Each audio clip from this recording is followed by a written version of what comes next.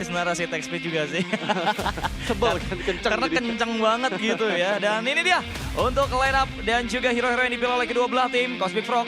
Mereka harus menemukan formula untuk bisa bagi di game yang kedua. Tapi pemilihan Mia Valir ini bisa menjadi faktor X yang membuat Cosmic Frog kembali mengalami kesulitan. So let's go.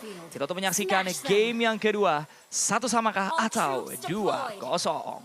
Dan pastikan ramaikan kolom komentar karena ini adalah game yang akan kita lihat apakah Onyx Prime masih mendominasi game pertama tadi. Mengingat tadi itu one-sided game tuh. Kita nggak bisa memungkiri bahwa Cosmic butuh reset banget sih dari semua yang telah terjadi di game pertama tadi. Dan ini yang kita nantikan. Apakah dengan hadirnya beberapa potensi hero early, let's say kayak Drianlex yang membawakan Hilda bisa untuk menanggulangi pressure early game dari Onyx Prime. Yang sekarang terlihat PRG udah mulai ngeganggu lagi nih ke area lava golem nih. Udah mulai coba untuk main agresif ya. Waduh. Ingat, nggak boleh kalah langkah ya dari teman-teman tim Cosmic tentunya. Tapi dari segi emblem yang bakal dibawakan, oke, Fenzu. Dia kayaknya emang benar-benar pengen bermain di tech speed. Tapi ada Bargain Hunter juga untuk bisa dapetin diskonan-diskonan. Maul dia bikin ke arah, ngambil ke arah Swift Blade tentunya. Dan Quantum Charge. Dan Drianlex, nah ini yang memang selalu jadi hal yang kita sering bahas ya. Bahwa Drianlex dengan Hildanya, kemudian juga Lamelo. Ini mereka sekali lagi pengen main kencang lagi, pengen main ngebut lagi tentunya untuk bisa berotasi cepat. Dan satu hal yang aku pengen mention sih sebenarnya ya, Cosmic Frog ini draft mereka ini cocok banget sebenarnya buat main barbar, untuk main nabrak-nabrak di early. Jadi kalau mereka sampai ke bawah flow-nya Onyx Prime lagi, jujur berat buat mereka balikin keadaan kecuali bisa sampai select game itu dengan ngandelin Kari. Masalahnya nih, ini dua game, dua-duanya lava golem yang pertama diambil sama Onyx Prime. Same pattern ya. Iya, same pattern dan itu masih belum ada pembelajaran yang terjadi dari game pertama tadi berarti. Dan itu yang bakal jadi PR lagi kah? Karena sekarang juga udah ada flicker yang dibuang oleh Drianlex. Mereka mendapatkan banyak kerugian sekali di awal game. Apakah ini menjadi potensi yang baik untuk Onyx Prime mengambil turtle dengan percuma lagi seperti di game pertama? Tapi termakan dengan Detonate Welcome. Flicker, kombinasi combo, Wombo First Blood. Bahkan langsung menghilang di tempat tanpa sempat bereaksi dengan flicker balik. Tapi masalah di sisi yang lain juga sekarang setup ke area turtle dan harus dipercepat secepat mungkin sebelum hadirnya Kezuki kembali. Maju ke bagian depan, Drianlex ingat nggak punya flicker, termakan oleh Deadly Magic sepertinya nggak bisa selamat. Dan turtle lagi-lagi diambil oleh Franz. Left Gun. Apa yang terjadi dua kali diambil di turtle pertama nih? Padahal itu momentum untuk Cosmic Frog banget sebenarnya ya. Dengan Adoy yang menggunakan Detonate Welcome untuk bisa mendapatkan satu player pertama. Dan Adoy juga menjalankan tugasnya dengan baik tapi dibakar. Oh no, sekarang sih udah PR ya, kena efek stun. Satu hit lagi, Bird Fireball-nya untung bisa ngehindar tapi Franz nggak mau itu terjadi. Franz hadir dan merubah segalanya. Wah, komit yang bagus ya dari arah seorang Kezuki yang nge-poke kabisa-bisa dengan Burst Fireball dan tergoreng. Jujur, dinosaurusnya kena goreng di sana ya. Dan Franz juga langsung mengeksekusi dengan cepat tentunya untuk sekarang. Dan dengan perbedaan gold yang pelan-pelan menjauh, ini juga artinya akan ngasih space untuk ke arah seorang Harley yang bikin item yang dia butuhkan. Tapi Virgili, hati-hati. Karena tetap nggak boleh dilupakan ya. 3 menit, 4 menit pertama, Hilda itu akan punya damage yang tinggi banget. Dan dia bisa ada dimanapun. Apalagi dengan rapid boost yang dia bawakan. Waduh, larinya sih. Larinya sih udah kayak maling ayam. Tapi tetap aja kalau jadi Kumar kayak gini ya mati juga. Mau larinya udah kayak maling ayam. Dipukulin bang gitu bang. Berat. Benar-benar jadi kayak maling ayam. Benar-benar dihajar, sedihajar-hajarnya. 3 orang mas. Sampai Fataling keluar loh. Masalahnya mau blast juga kan. Kena efek knock up juga kan. Aduh ini lagi-lagi kita lihat. Seperti di game yang pertama tadi kah, tapi Special Migration Fire Requiem combo wombo karena Rick J belum ada damage yang cukup sepertinya. Tapi Kezuki memberikan cover dan Rick J juga masih senang dia berlarian di dalam area jungle. Rick J udah sama ngeselinnya nih kayak game sebelumnya nih. Dia Esmeralda ya. Bener-bener, dia udah tinggal buka-buka vision setiap kali di commit. Selamat mulu ya, out of nowhere. Dan ditambah juga dia bawa Purify gitu kan. Nggak peduli nanti dia dimakan dengan Detonate Welcome, diangkat dengan Latent Flare, diumpan lambung sama Spatial Migration. Cuman ya sekali lagi seperti yang aku bilang, ini kalau ada satu hal yang sedikit bisa membedakan dengan game sebelumnya adalah Karinya nih. Ya nanti di area late game bakal power banget. Oke, Fenzu kedetek ya tadi ya. Slot barikan diri juga, cukup aman harusnya buat Fenzu kembali. Dari Atlas yang membuka Fatal Link ternyata. Di timing yang tepat dengan sambutan yang dilakukan dengan 2 member yang menghilang killing spree untuk Franz. Dan sekarang invasi kembali dilakukan. Kita dejavu kayak ini game pertama apa game kedua sih? Kayak belum berubah kayaknya. Kayak lanjutin game pertama doang ya. Iya, tapi sekarang ada Purify. Bedanya di game pertama tadi kalau kayak gitu pasti hilang. Soalnya Boya sprint kan. Sekarang Boya Purify nih. Nah, lihat dan ini nyebrang turret gitu kayak kayak nyebrang jalan ngeliat kiri kanan. Deadly Magic. Oke, tapi masih ada Crimson Beacon ya untuk menjauh juga dari jangkauan poker tricknya. Dan ini kayaknya Mia critical nih. Kayaknya ya. Kita belum lihat ada Demon Hunter Swords, tadi soalnya ada Windtalker yang selesai, dan Kazuki selesai juga dengan Glowing Horn ya. Wah ini main front to back juga bocor. Dan jangan lupa ya, Mia punya power untuk bisa menginisiasi dari bagian belakang.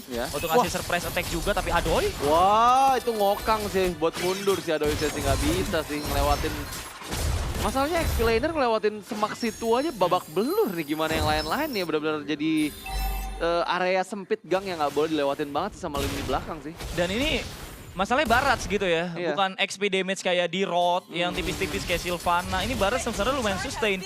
Dan so far Kazuki, ini dari tadi bener-bener ngeselin banget sih. Karena rotasinya teman-teman tim Cosmic Frog, ini bener-bener dihalangin, bener-bener selalu dibatasin. Dan Kazuki tuh kayak nggak takut untuk jadi mata. Tapi didot sama Kazuki.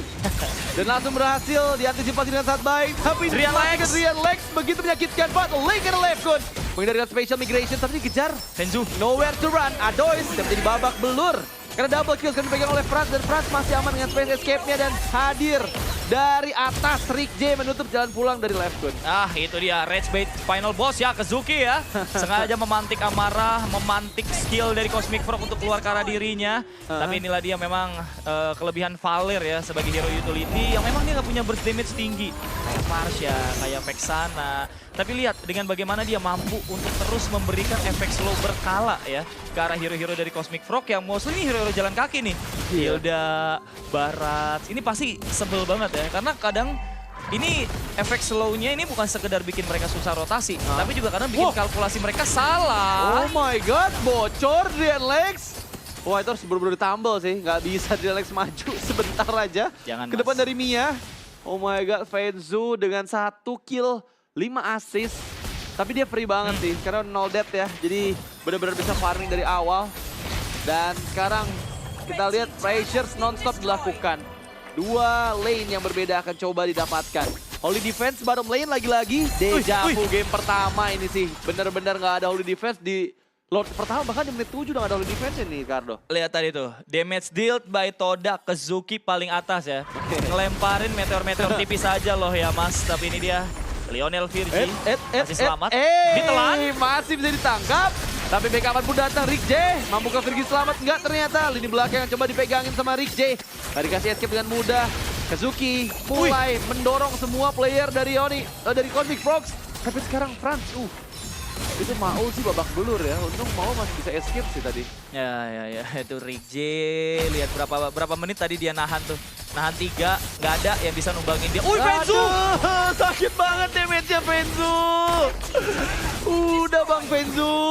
Instan hilang itu Bang. Mas, pelan-pelan loh Mas. Masnya sakit banget loh ya, Mianya ya. Bener-bener perih banget dan yang dibocorin itu Lamelo gitu. Dia padahal sebenarnya punya Crimson Beacon kan. Yang ngasih sedikit absorb damage lah. Jadi bisa kayak nge-deny damage harusnya. Tapi terlalu sakit Fenzunya. Drian Lex, korban lagi kah? Wah, lihat itu damage. Ada detiknya ya, 1 detik langsung menghilang Drian Lex ya. Bingung ini, mau siapa yang nahan badan ini kayak gini. Turretnya suruh maju apa turretnya? Jangan, nggak bisa mas. Nggak bisa mas. Oke, tapi kalau defense ketiga kayaknya bakal hilang juga. Dan Lamelo korban lagi-lagi. Atlas banget dengan Fatal Link. Virgi. Ini kayaknya bukan dejavu, ini lebih didominasi oleh Onyx Prime diberikan dengan game pertama tadi. Karena sekarang lihat base turretnya didapatkan tanpa perlu Lord. Wih, Franz. Sabar. Wah, Franznya ini. Franznya ini ya, tapi Cosmic Frog bingung.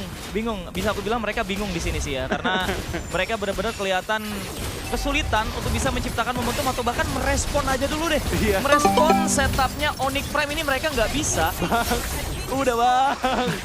Gimana ini nih Bang? Kayak mereka pengen coba untuk nargetin ke arah seorang Fenzu. Gerakan mereka tuh langsung ketahuan duluan gitu loh.